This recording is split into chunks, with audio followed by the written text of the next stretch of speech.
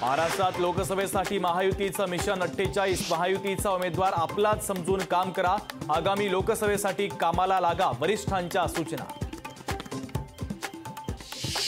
वंचितच्या 11 उमेदवारांची दुसरी यादी जाहीर। सोलापुरातून राहुल गायकवाडांना संधी तर माढ्यातून रमेश बारसकर यांना उमेदवारी जाहीर।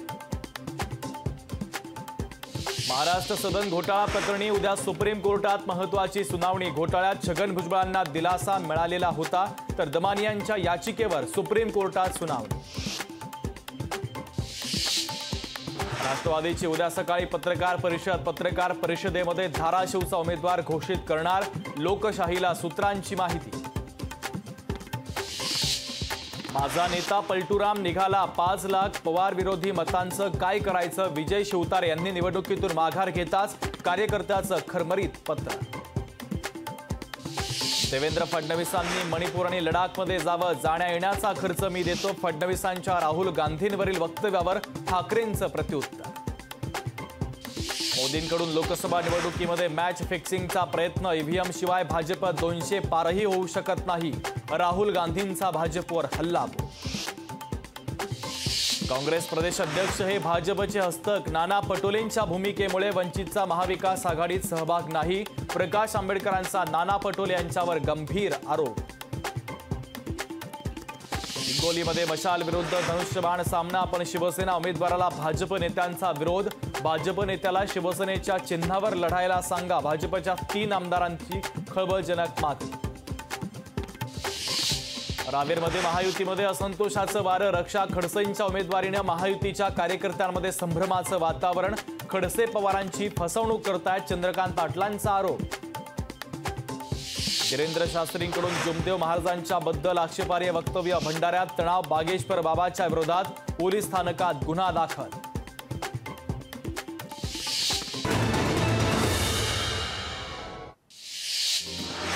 मंगलमय कार्यक्रमात वाचाळवीरांवर बोलणं योग्य नाही। शिवाजीराव आढळराव पाटलांची अमोल कोल्हे यांच्यावर टीका। क्रिकेटर केदार जाधवनं घेतली उपमुख्यमंत्री देवेंद्र फडणवीसांची भेट। केदार जाधव लवकरच भाजपमध्ये प्रवेश करण्याची शक्यता।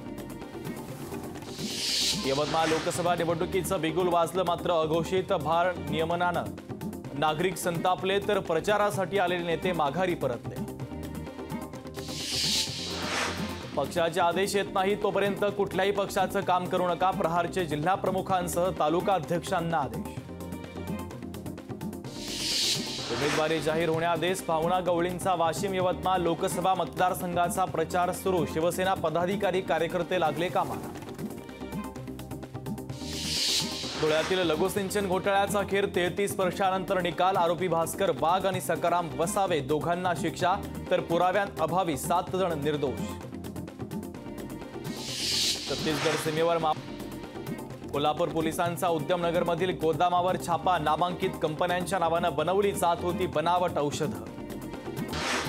कोल्हापूरमध्ये तुरळक ठिकाणी पावसाची हजेरी। उकाड्यांना हैराण झालेल्या कोल्हापूरकरांना काहीसा दिलासा।